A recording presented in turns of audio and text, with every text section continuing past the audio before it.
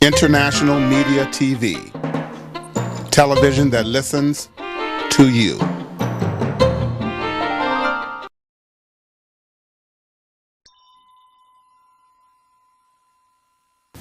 Let's thank all the sponsors again. Let's give them a round of applause. And now, I'd like to bring to the podium to introduce our guest speaker, the fine president of this organization, a ferocious leader, Dr. Amos Brown, ladies and gentlemen.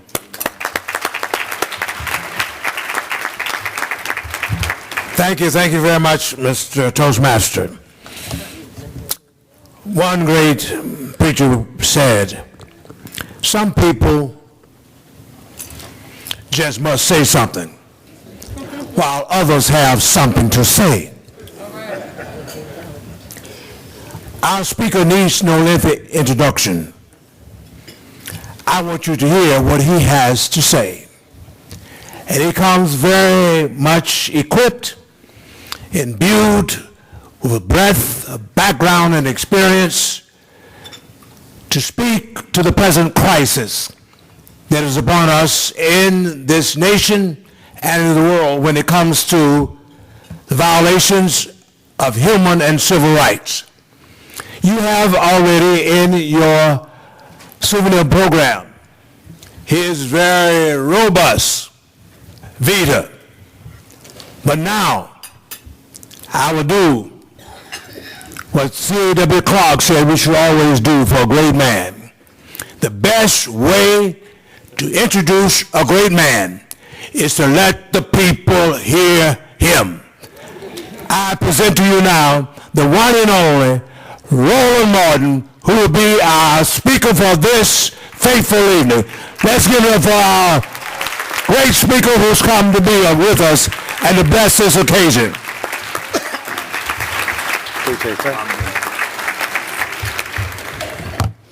So how we doing? All right, glad to see all of you. Glad that you're here. Some of y'all, I saw some of y'all faces. She's asked the sponsor to speak. Y'all were like, oh, how many sponsors we got? I saw y'all looks on there. I saw you, so I was checking y'all out. See, I see everything. Being a journalist, you got to pay attention to what folk are doing. So I saw the looks on y'all's face. I even turned to the past. I said, how many sponsors we got? But it's good to be. Y'all got to lighten up now. Life ain't that serious. So glad to be here. Amos chased me down like a bill collector trying to get me here. Blew my cell phone up, and I was like, what he want? So he called and called and called, and so I said, all right. I said, I'll be glad to come. And it was interesting because when I was at Congressional Black Caucus, I met London and Malia. They're like, when you come to San Francisco? I'm like, I don't know. I said, they ain't like that's on the regular rotation for a brother. Then all of a sudden, Amos called, so I said, glad to be here. And then, of course, and this is like Negro weekend, because y'all got this event, the 100 black men down the hotel, the boule around the corner. I'm going to be doing drive-bys all night. Last night, folk took me to Oakland. They said, I went to a party. They said, we're going to a party. We went to 4 places. I was like, man, what is going on here? Y'all dragging me all around. And then, of course, when you come to town, black people, they get mad if you don't call. So I called Willie Brown. He ain't called me back. Called Danny Glover. He's shooting a movie in Atlanta. He called me back. Called Frankie Beverly. But he called me back, too.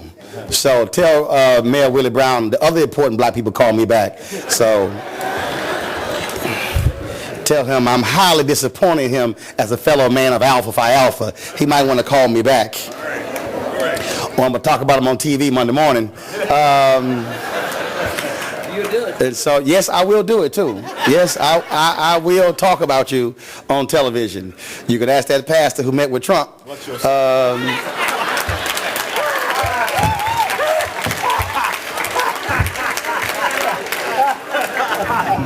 In fact, the two brothers who organized it, they've been avoiding me like the plague or something. I got something. So, but I still want to have a conversation with him. And the reason being is because, it is not my design to make people look stupid on TV. If they just look stupid, that's all on them. I'm just there to ask the question. But it's real interesting too, and I'm gonna get to eventually what I'm gonna talk about. But I gotta say this, because when I was down the hall, I was saying hello to the folks at 100 Black Men. I had a brother ask me, he said, "Man, why haven't we seen you on CNN?" And a lot of people ask me that. And my contract was up in 2013, and new CEO chose not to renew. And that's fine. But I explained to this brother, I said, well, first of all, I said, I got my own show on TV One. And I said, now what I need you to understand is, when I say I have my own show, amen, what that means is when I was on CNN for 6 years, I was on somebody else's show. Where they pick the topics, they pick the guests. I said, this is my show, where I pick the topics and I pick the guests. I said, so I would much prefer to be in control of my own destiny as opposed to playing somebody else's game.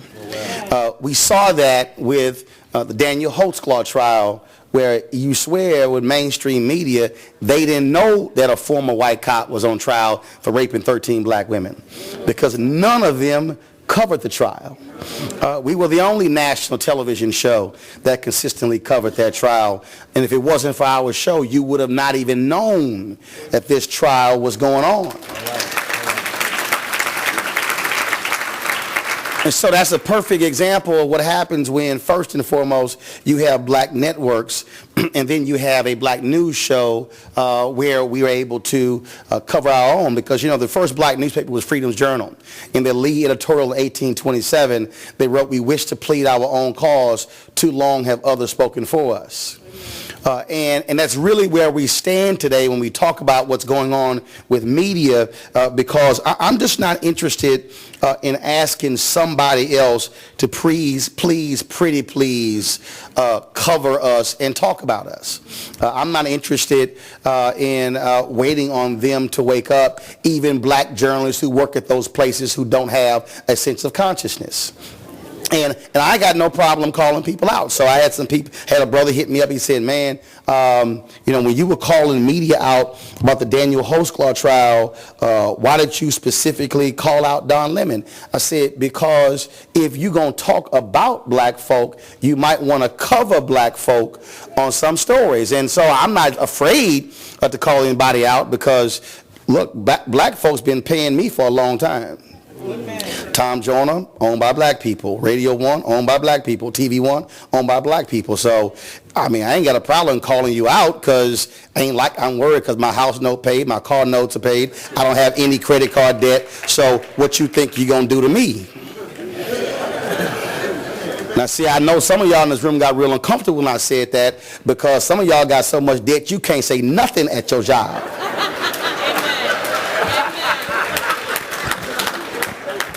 Now, I'm saying that for a reason, because debt to many of us are like invisible shackles. It prevents us from speaking truth to power.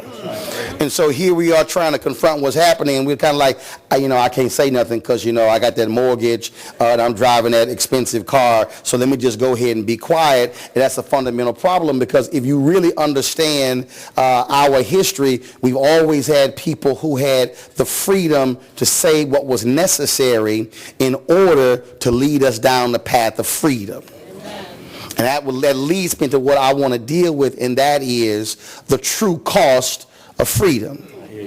The true cost of freedom. Now, I want you to ask yourself a question. Then I want you to turn to your neighbor right now, left or the right, and I want you to look them in the eye. That's not rhetorical, that's literal. Turn to the left or the right and look your neighbor in the eye, and I want you to ask them this question: why are you here? Now I want you to turn to your other neighbor, and I want you to ask them the question: why are you here? All right.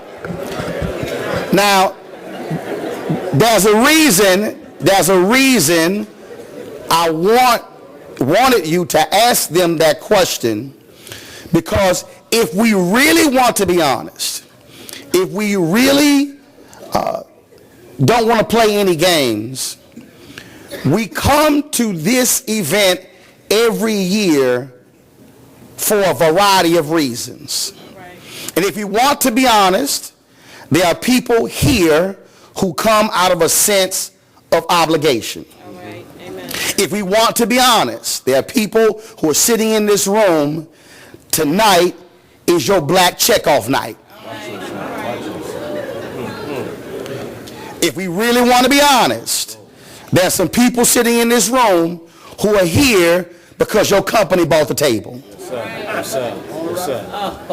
If we really want to be honest, there are some people who are here because your mom or your dad told you were coming. Amen. And the reason I'm saying that is because I travel all around the country and I speak to a variety of groups, and I'm always curious as to know why people are here. Why do they come to the annual Freedom Fund dinner? Do many of us even think for a second what it actually means to have a Freedom Fund dinner? Do we even break down those words, Freedom Fund dinner? Do we even understand what it means on even the issue of freedom? All right. Because see, we travel around this country and I hear folks talk about equality. I hear folks talk about tolerance. But it's amazing how little time we talk about freedom. Right, sir. See, when I love to hear folks, politicians and others talk about Dr. King and talk about his speeches and talk about what he stood for, because if you actually spent time and broke down numerous speeches, I don't mean the two y'all here all the time.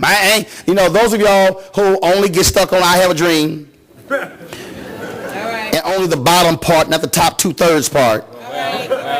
Because the bottom part wasn't even in the original written text. That was extemporaneous. It wasn't even called I Have a Dream. It was called something else. No One See No More. Or you listen to the mountaintop speech night before he died, not even realizing that was really a 46-minute and 15-second speech where he really gave a really true understanding of the blueprint moving forward. That was really how to maximize our economic power. If you even go back to the I Have a Dream speech on August 28th, 1963, he only mentioned equality once. He always talked about freedom. If you go back to go to all of his speeches and his writings, Dr. King talked about freedom. Whitney Young in the Urban League, you might have heard him talk about equality. You might have heard Roy Wilkins with the NAACP talk about equality. No, King understood freedom. Because what he was saying was, he wanted a situation where the moment somebody was black was born, they had the exact same rights as somebody white. What he was saying is, I don't want something passed. I don't want something voted on every 25 years. I don't want something authorized. I don't want something required by the courts. Freedom means the moment you come into this earth, you have the exact same rights. That's freedom. We talk about freedom of speech, but many of us are scared to open our mouths. We talk about when we see wrongdoing and we begin to say, well, no, if I do this or do that, this might happen on my job. See, same thing happens on our jobs all the time. We got folks who I call parking lot militants. Stuff go wrong in your job and you suck it up, but wait till you get to the parking lot. Oh! All of a sudden, Farrakhan in the parking lot. You're scared to say something when you're in the building. Yes. It's interesting when I did the Monique show when I was at CNN, and she said, Roland, I'm scared because you say stuff on TV. I'm scared you might get fired. I said, Monique, let me help you out. I said, I start every job I've ever had with the premise, you're going to get fired anyway.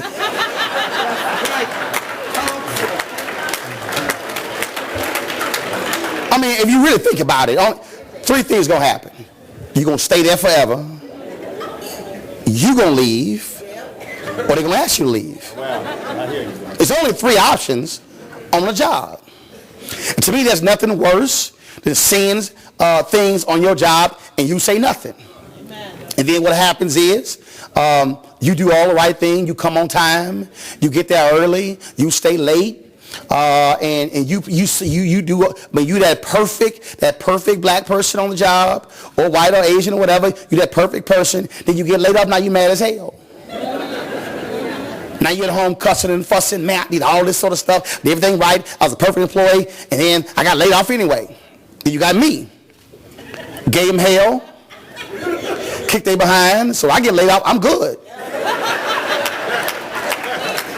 Because I'm perfectly comfortable with what I did. And I know some folks can't think that way, but see, do understand, when you saw me on CNN for 6 years, I was giving more hell behind the camera than what you saw on TV. Because for me, it wasn't just about seeing a black face on the screen. I wanted black executives. I wanted black executive producers and black senior producers and black bookers and black line producers and black camera directors. That's what I wanted.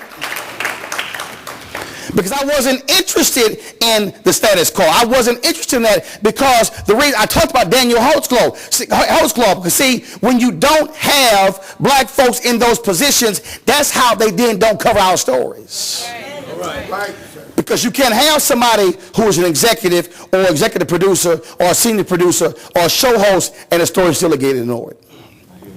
So that's why I was willing to stand there and fight for somebody else, because I wanted to make sure that somebody who came after me was not going to be in the same position, because I just don't believe walking through a place and then you go through and there's no evidence that you were there. There's no evidence that you actually fought for something and it was there. So that's why when I was at the White House Christmas party on Thursday night and I saw several of our former CNN executives and they looked at me and they were kind of weary. I'm like, yeah, I'm still black and I'm still here.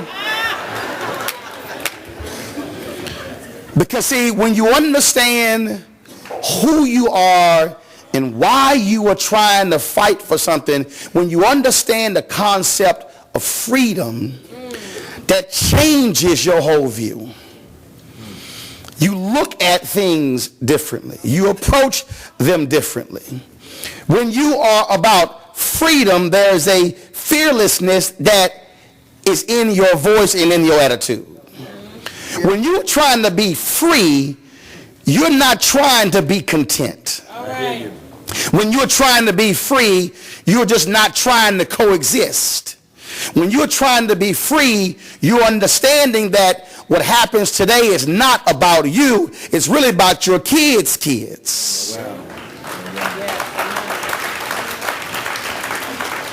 And so what happens is many of us right now are just sort of wading through this world, tap dancing, and then just hoping everything fall into place, or really hoping somebody else do all the heavy lifting, and then we get to sneak into the room and go, yay.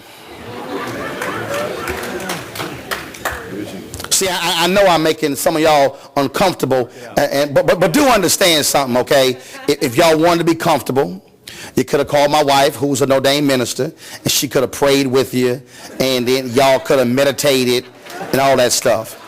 God gave her a spirit of comfort. God gave me a spirit of discomfort.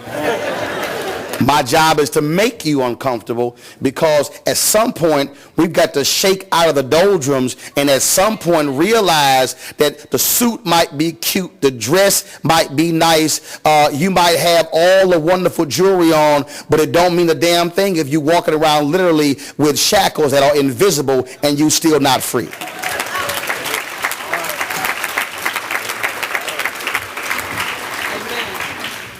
And so if we're talking about how do we move forward in terms of the 21st century, you have to start at some point where you're saying, I am going to be a freedom fighter. See, it's amazing how we talk about the civil rights movement and we talk about folks, and we don't really spend time on those phrases. That was the reason they were called freedom singers. There was a reason they were called freedom fighters. It's also a reason why some of us called it the civil rights movement and some of us called it the black freedom movement. See, you take those two phrases and they have two totally different meanings. See, civil rights movement ain't specific to black folks. That's a nice phrase that can apply to anybody. We see it now with all kind of folks saying they fighting for civil rights, fighting for civil rights, fighting for. We got folks who fighting for civil rights and who want black folks to fight with them on their civil rights, but you don't see them on black rights. Well, let me be real clear. I mean, you got folks who are fighting for LGBT rights and want black folks there with them, but they don't exist when you're talking about black freedom. You got folks who are Latino who are talking about walk with us, but we're saying, but where are you? So do understand, there was a pastor in Nebraska. He had some pro-lifers who came to him, and they said that they appreciated his position on the issue of being pro-life, and they said they wanted him to march with them in this major pro-life rally. He said, there's no problem. He said, but I also want y'all to roll with me in our community because we're looking at these crack houses in our neighborhoods, and we want to deal with them. They literally said, well, no, that's your problem. See, they saw the issue of abortion as being our problem, but they didn't see the issue of those very lives being destroyed by crack as being our problem too. Either you pro-life before they born and after you born, and it ain't just either or. I hear you. See, again, I know that's making some folks uncomfortable because you're like, I can't believe he said that, because we got some folk in the room who are gay and lesbian or Latino. But see, it don't matter, because if you understand the issue of fighting for what's right, then it don't become a buffet. All right.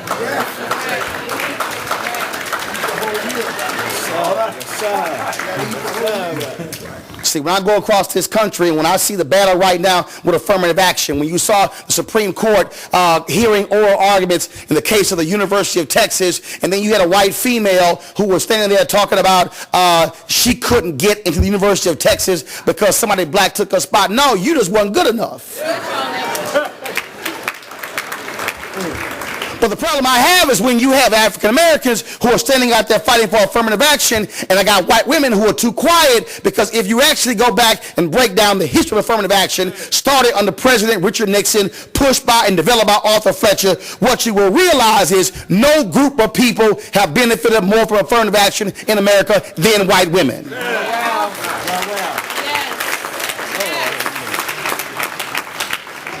Now, if you want to dispute that, come on. Because if you show me any city or county or state and federal, when they talk about federal dollars for contracts, what you will discover is they have a category. You have black, Hispanic, Asian, and women. If you ask the question, if you're a black woman, which category do you go in, they're going to tell you black.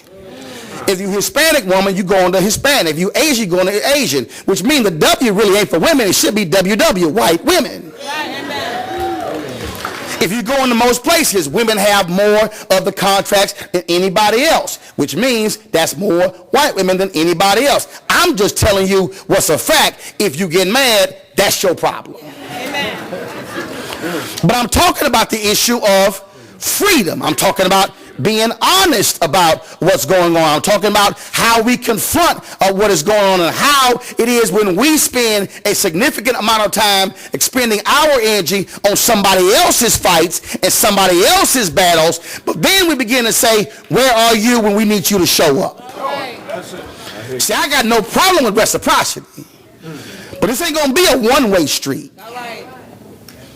See, you can't have a situation if you're LGBT, but you quiet on black transgenders being killed.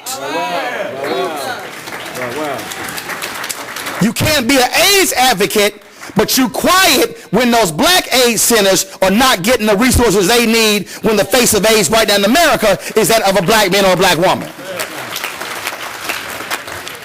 See, I've been covering these stories for a long time, and so it's interesting when people say, man, how you know? Because I'm like, don't think this is new. Right. I'm talking about how do you fight for freedom.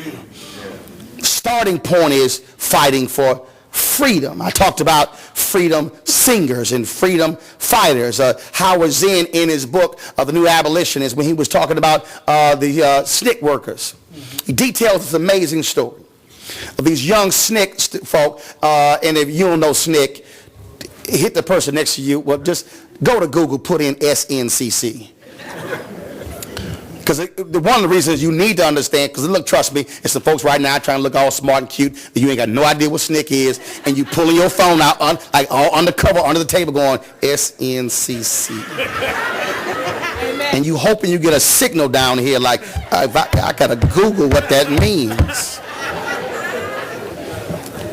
But if you look at all the civil rights groups during the 60s, there was no greater group that drove advancement than SNCC, the Student Nonviolent Coordinating Committee.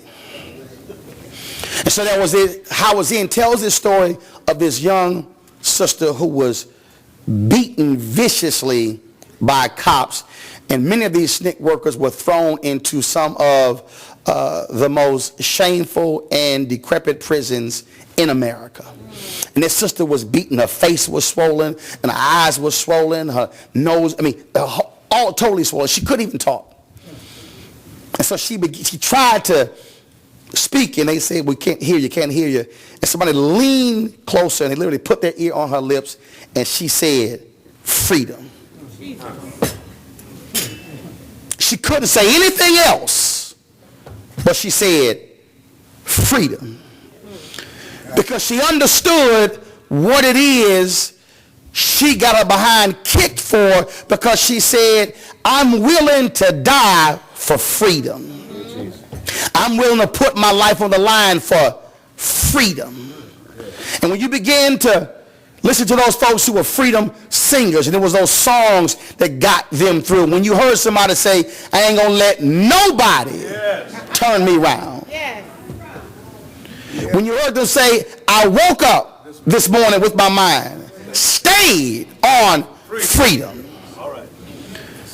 There's a consistent theme here, because every day all they were thinking about was freedom. So you got to ask yourself the question in 2015, heading into 2016, what do you wake up every day thinking about? Do you wake up every day thinking about 401k? All right now. Do you wake up every day thinking about trying to find me a man? All right now. Trying to find me a woman? Do you wake up every day thinking about, can I keep this house? Because when you begin to examine freedom and begin to realize that between 2007 and present day, black folks lost 53% of the wealth that we accumulated because of the home foreclosure crisis, that is directly tied to our economic freedom. Yes. When it would take 2 generations to recoup that money, that's economic freedom. And when we begin to look at what is happening right now, according to the Brandeis study, where the average white family in America has $110,000 in wealth, and the average African-American family has $5,000, that tells you the focus on economic freedom is bleak for us. So when we talk about freedom, we should be thinking about it every day. What is our economic freedom? Wow.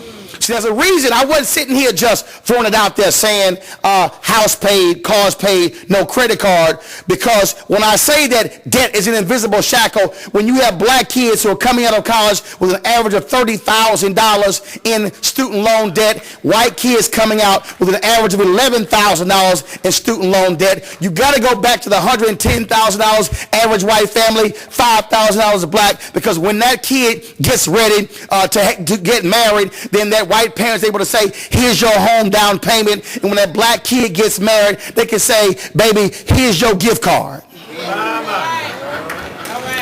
And then all of a sudden, then when that black man or that black woman begins to have kids, and they can't be able to accumulate wealth because they are being denied opportunities, and all of a sudden their white counterpart, they're able to save money for their kid, and the cycle continues and continues, and then we're still trying to figure out what in the world is going on. We're talking about freedom.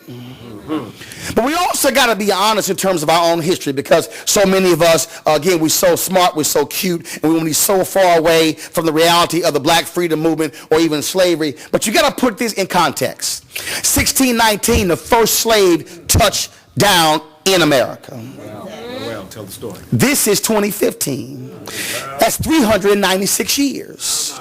If you use 1970 as the marker when we were so-called free. Now, we all know that's a lie.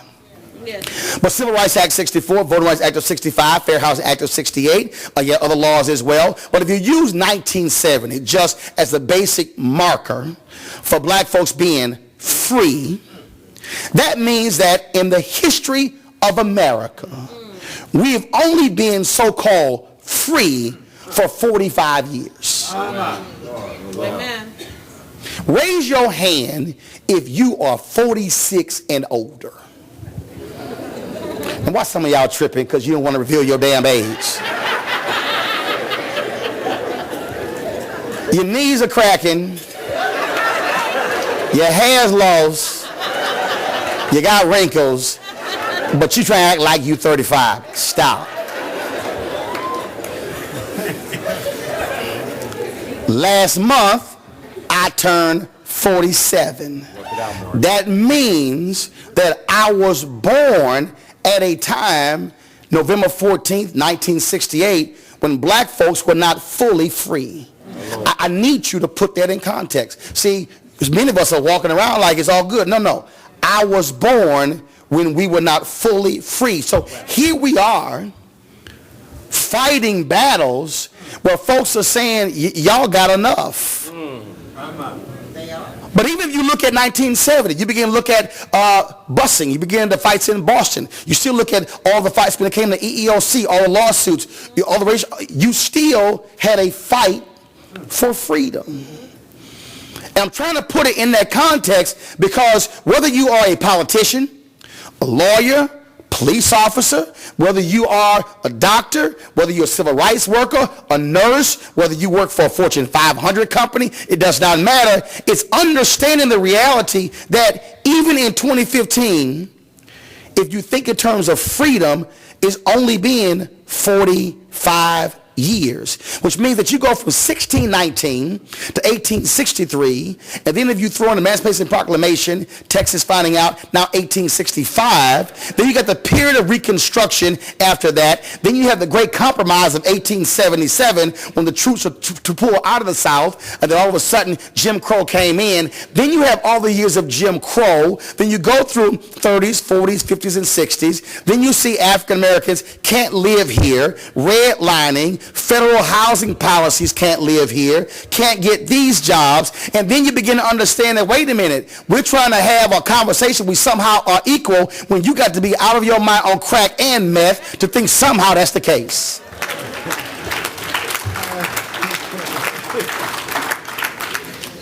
But I'm talking about what is our actual history. And I think one of the problems is many of us have no clue about our own history. Give you an example. I love to hear my white counterparts talk about affirmative action and talk about how it's not needed and talk about, you heard Chief Justice John Roberts ask the question the other day in the Supreme Court, when can we stop focusing or using the idea of race in college admissions? Well, here's what I found to be interesting. I've never heard anybody white say, when are we going to get rid of legacy? Yes, sir.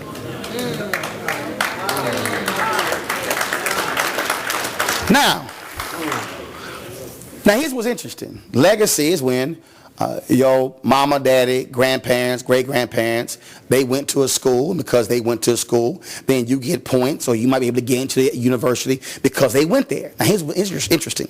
I love to hear white kids today talk about, look, I didn't own slaves, and I wasn't discriminating against nobody, so why should I be penalized for it? But see, what they never, ever, ever ask the question is that, do understand this here.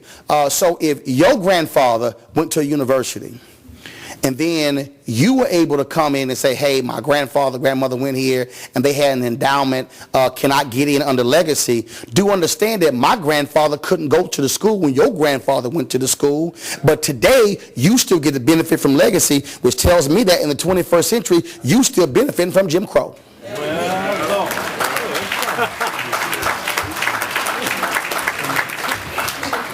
Now, if you want, now, please, if you think I'm wrong, please jump up and tell me I'm wrong and defend it. Work it out, Mark. What I just laid out for you is a scenario being used today where literally a student today is benefiting from Jim Crow policies. So when someone says that those policies no longer exist, yes, but the after effect of the Jim Crow policies that you still get to benefit from it. Amen. I was talking to a woman who's a lawyer who ensures that you don't have black front companies in North Carolina in construction. And she met these folks, and they have the largest construction company in North Carolina. And she asked them, she said, well, how did y'all get y'all start? And the guy said, well, my daddy was in the military. My daddy was in the military. And when he left the military, they gave him some surplus military equipment. And that's how he was able to start the business. Now think about that. You can't find a black soldier they let walk out with a shovel. But he was able to get some surplus military equipment. Thanks. So here you have his sons who've had sons and daughters who are multimillionaires because daddy was able to get surplus equipment from the military. And after getting surplus equipment, daddy got contracts. And so here you have businesses today growing and thriving who are benefiting because of Jim Crow. And you can't find virtually any black firms who were able to get surplus military equipment, and even if they did, they couldn't get contracts. And so here we are talking about 45 years after we are technically free, and then we're wondering why you have the economic disparity between whites and blacks, but then all of a sudden we want to have an equal conversation. Jesus. It requires us to be willing to break folks down to understand that the policies that have been put in place from day one have a direct impact on what is going on with economic policy today.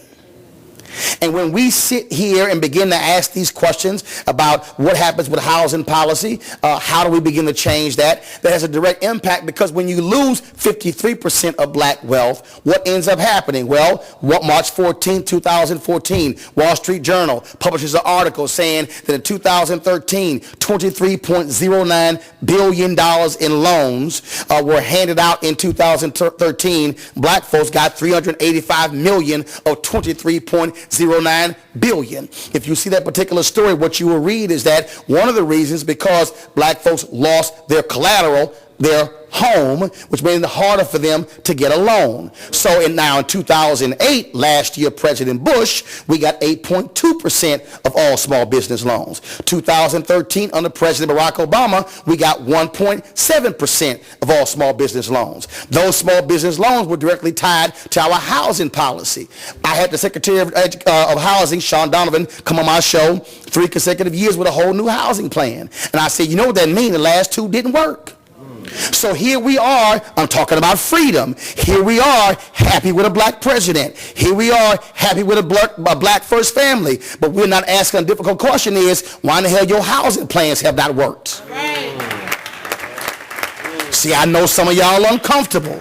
Because see, part of the problem is, when I'm talking about freedom, is that too many of us are still stuck at the inauguration parade waving when everybody else left the same night. Amen. I'm talking about freedom. I'm talking about the understanding how in the world I can see 2 women appointed to the Supreme Court and a black woman wasn't even interviewed, and black women voted at a higher rate in 2008 and 2012 and didn't say a damn thing about not even getting an interview. See, I know I'm getting real uncomfortable because y'all like, oh man, he really is like in my seat right now. Because I know y'all was somehow thinking this whole idea of freedom, I'm just going to talk about some third party or some entity out there, they and them and white and whatever. No, I'm talking about what's the result of our voting. Yes, sir. See, I believe in return on investment. See, I don't believe in voting for anybody and I don't get something back. Because, see, I understand. See, everybody talk about LGBT folks got all kind of stuff. Yes, you know why? Within the first 60 days, President Obama got a 54-page agenda from them. No, I didn't say 5 pages. He got a 54-page agenda. And then when he didn't give them don't ask, don't tell, they closed their checkbooks in 2010. Democrats didn't get much money in the midterms, and guess what? That bill got passed in December after the midterm, after they lost. Think I'm lying? Check the facts. What I'm trying to say is, if we're talking about freedom, freedom means you got to make sure you're going to be in this game for us. Freedom means that if I'm voting for you, I'm getting a return on my investment. Freedom means that I ain't just happy with a photo. I'm not happy with you singing Amazing Grace. I'm not happy with you singing Al Green. No, I need to see something that's tangible and something that's real that's going to be here when you leave the White House. See, again, I know you're uncomfortable, but I'm purposely trying to shake you out of your doldrums because we're sitting here in 2015, 7 years into a presidency, 1 year left, and you got to ask yourself the question, what did we get for the return on our investment? The same question should be asked about the governor, about the member of Congress, about the city council, about the county. You should be asking, because here's the deal in politics. Everybody asks the question, what do I get now? No, I don't want to hear last year because that was last year. What do I get this year?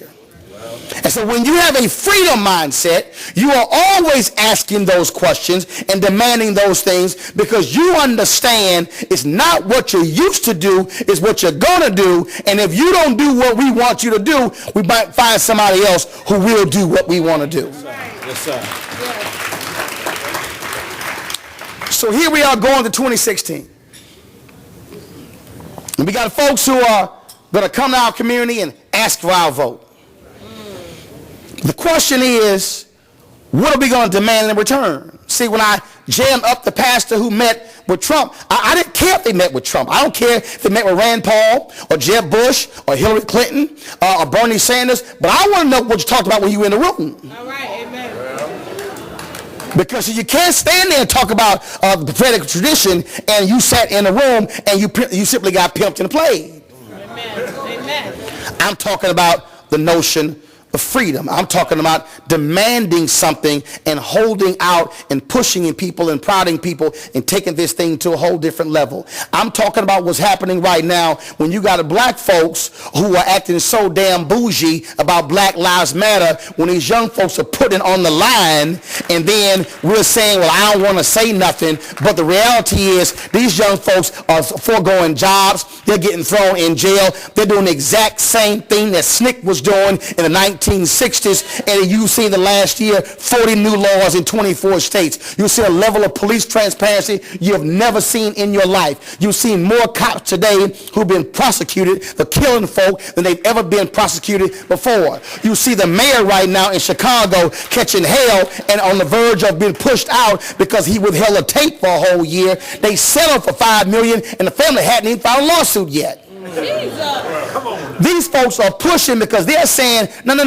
We don't want a blue ribbon commission. We don't want the same thing. We want freedom. They're not trying to sit here and ask for it. They're demanding it. They're going to the streets about it. And so I'm sitting there going around this country looking at various NAACP chapters going, where are you? These folks are saying, you know what, we're not even waiting on y'all. We're just going to go ahead and do it. So you know what? It's amazing. Here we are, 2015. They ain't talking about Southside NAACP in Chicago. You know what they're saying? Black Youth Project. They're talking about other groups. They're talking about Color Change. They're talking about the New York Justice League. They're talking about folks who are putting it on the line because these folks are saying we want freedom. We don't want conciliation. We don't want to come up with somehow a plan where let's just all get along. No, they're saying we want it all. They are forcing a level of accountability we have not seen in years. And they're saying you must change your policy. So here we are talking about a young man, Woods, shot and killed by cops. Yet 5 hours ago,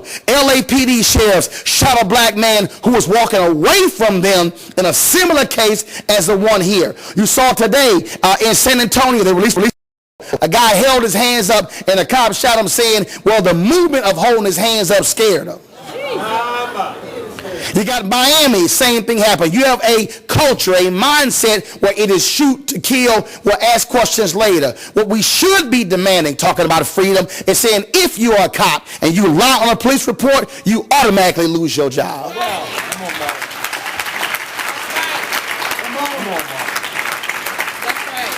This is not about getting along and it's all good and trying to tamp things down. No, because what you're saying, because you got to understand historically, police were used to capture fugitive slaves. The history of America is that police forces were always used for different purposes to get black folks. And so when you see in Ferguson, when they're handing out all kind of tickets, and when you got 4 warrants to every household in Ferguson, and the DOJ comes in and says, hold up, something is wrong here, that says they were using police departments as tax collectors or revenue collectors, which also has an impact on income inequality, because if you can't afford to pay the ticket, your fines increase, and then you have now a warrant, and then you get thrown in, and you have the black woman in St. Louis who got arrested, and she had outstanding warrants after somebody hit her car, and then she was in jail for a whole week, and she could not even get out, and she got bounced from one city to the other because she had a warrant in 3 different one of those small towns. What I'm talking about is we got to get in the game. We've got folks right now who are not waiting for permission. They are not waiting around. What they are saying is get out of your suits, get out of your dresses, get out of the ballrooms, get out of our corporate jobs, and somehow begin to say, how are you going to change what's happening on these streets? Because what you have to be asked, I asked you, why are you here? Because do understand, in 30 years when they have another one of these events, somebody gonna say, what were they doing in 2015? Yeah. 2016. And were they change agents, or were they going along to get along? See, you're gonna have to answer that question. See, we can't sit here and talk about Dr. King and Fannie Lou Hamer and talk about all of our civil. It'll be a shame in 30 years if we still talking about folks from 50 years ago. Today is about creating new legacies. Today is about creating a new chapter in history. Today is about us being willing to stand there and dare to question somebody and also be willing to make something happen. So if you've got politicians and if you've got police officers and you've got DAs who are willing to stand up, our job is to support them, but to also say we're going to hold you accountable. Our job is not to send you down there and be able to status quo. And our job is to also be willing to look our own brothers and sisters and say, what are you going to put into this battle? There are some people in this room who can do more and who can contribute more, and what you have been doing is you have been silent. You have been sitting there and saying, you know what, I'm going to let somebody else do something. But then when you see a shooting, you at home and you're mad. And then when you see somebody who's wrongly arrested, then you're mad. Then when you see somebody who is fired and is wrong, and you're mad. But the question is, what are you going to do? Are you going to get in this game? Not just with your checks, but also with your talent.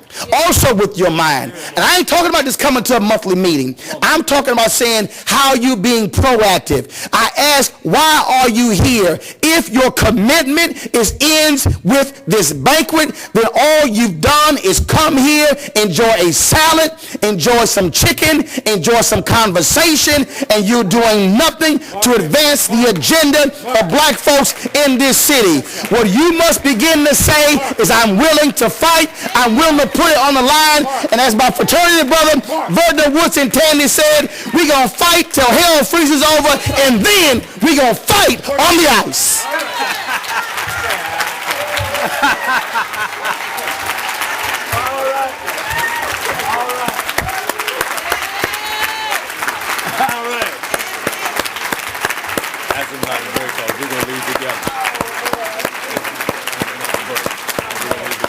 Okay. All right. Oh, yeah. Wow. Wow. What a powerful message. Please, another round of applause for Mr. TV1, Roland Martin.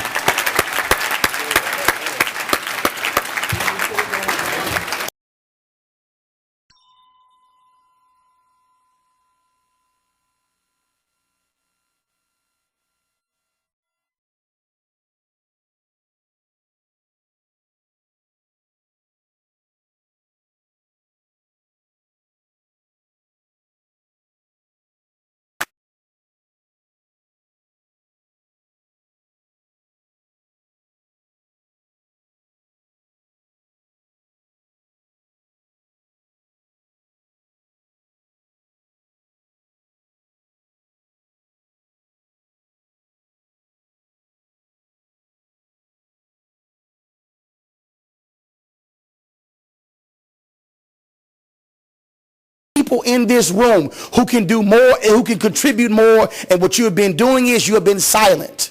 You have been sitting there and saying, you know what, I'm going to let somebody else do something. But then when you see a shooting, you at home and you mad. And then when you see somebody who's wrongly arrested, then you're mad.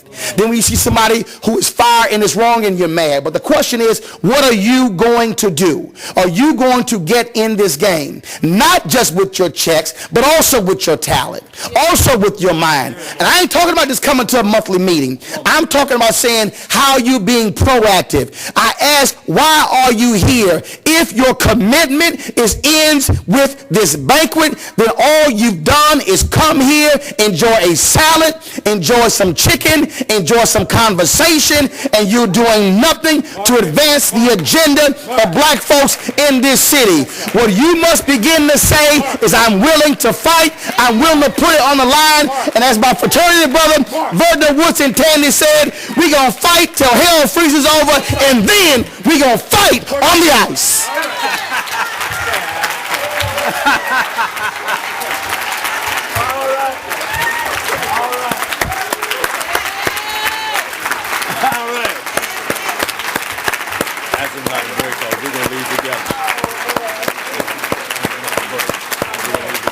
Okay.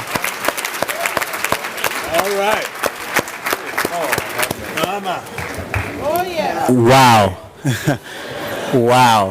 What a powerful message. Please, another round of applause for Mr. TV1, Roland Martin.